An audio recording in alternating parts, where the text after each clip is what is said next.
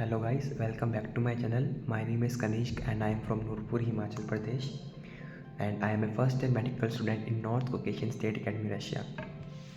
So guys, आज की video में मैं आपको बताऊंगा about entrance exam in Russia कि रशिया में कौन सा एंट्रेंस एग्ज़ाम होता है, क्या कैसा होता है एंट्रेंस एग्ज़ाम और जो उसके लेवल ऑफ डिफ़िकल्टी है वो कैसे रहती है।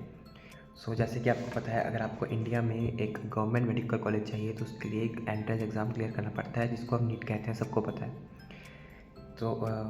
रशिया में भी अगर आपको किसी यूनिवर्सिटी में एडमिशन लेनी है तो उसके लिए भी एक एंट्रेंस एग्ज़ाम होता है। आज की वीडियो में आपको ये बताऊंगा डिफरेंस क्या होता है इन दोनों एंट्रेंस एग्ज़ाम में एंड क्या सच में डिफ़िकल्ट होता है या बहुत ईजी होता है। वीडियो के अंत तक बने रहना and don't forget to like, subscribe and share.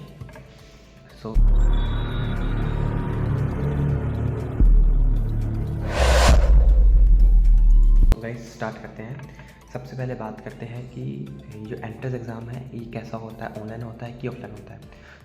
Covid से पहले ये जो एग्ज़ाम था एंट्रेंस एग्ज़ाम, ये ऑफलाइन होता था, मतलब आपको रशिया में आके ये एग्ज़ाम देना पड़ता था। लेकिन कोविड के बाद ऐसा नहीं है, अब ये एग्ज़ाम आपको ऑनलाइन देना पड़ता है। मैक्सिमम यूनिवर्सिटीज़ अपना जो एग्ज़ाम है वो ऑनलाइन ही कंडक्ट करवाती है। For example my university north Caucasian state academy, इसका भी एग्ज़ाम जो है वो ऑनलाइन ही होता है। बेसिकली अब हम बात करते हैं कि कौन कौन से सब्जेक्ट है जिसका एंट्रेंस एग्ज़ाम आता है। नीट में हमारे आता है फिज़िक्स, केमिस्ट्री, बायोलॉजी, लेकिन इधर केमिस्ट्री एंड बायोलॉजी ही आता है। फिज़िक्स जो है वो एंट्रेंस एग्ज़ाम में नहीं आता।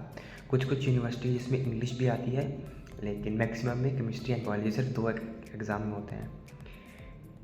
अब हम बात करते हैं लेवल ऑफ डिफ़िकल्टी की। गाइस, रशिया में 2 यूनिवर्सिटी होती हैं, एक फेडरल और एक स्टेट। जो स्टेट यूनिवर्सिटीज़ होती हैं उनका एग्ज़ाम तो बहुत ही ईजी होता है। अगर आपने 11th-12th की फिज़िक्स 11th-12th की अगर आपने केमिस्ट्री और बायोलॉजी अच्छे से पढ़ी है, जो ये आपके एंट्रेंस एग्ज़ाम होते हैं, it's just like a piece of cake for you, because बहुत ही सच में ईजी होता है एंड इतना डिफ़िकल्ट नहीं होता। एक ये क्राइटेरिया होता है एंट्रेंस एग्ज़ाम का, क्योंकि पहले जो बच्चे हैं वो रशिया के बारे में या किसी भी स्टेट के बारे में, किसी भी कंट्री के बारे में नहीं जानते थे, क्योंकि जो पहले MBBS अब्रॉड है वो इतना वायरल नहीं था। लेकिन अब MBBS अब्रॉड जो है वो एक अच्छा ऑप्शन है बच्चों के लिए जो सच में डॉक्टर बनना चाहते हैं and who are not able to get और secure a seat in a government medical college in India. क्योंकि अगर हम फ़ीस की बात करें तो वो भी यहाँ पे रशिया में बहुत ही कम होती है, तो इसीलिए अब बच्चे जो हैं ज़्यादा आते हैं रशिया में। किसी भी कंट्री में, जॉर्जिया, कज़ाकिस्तान, किर्गिस्तान, इन जगह पे MBBS होती हैं, लेकिन मैं बेसिकली रशिया की बात कर रहा हूँ अभी इस टाइम पे। इसीलिए अब बच्चों की जो डिमांड है रशिया में MBBS करने की वो बहुत ज़्यादा हो रही है।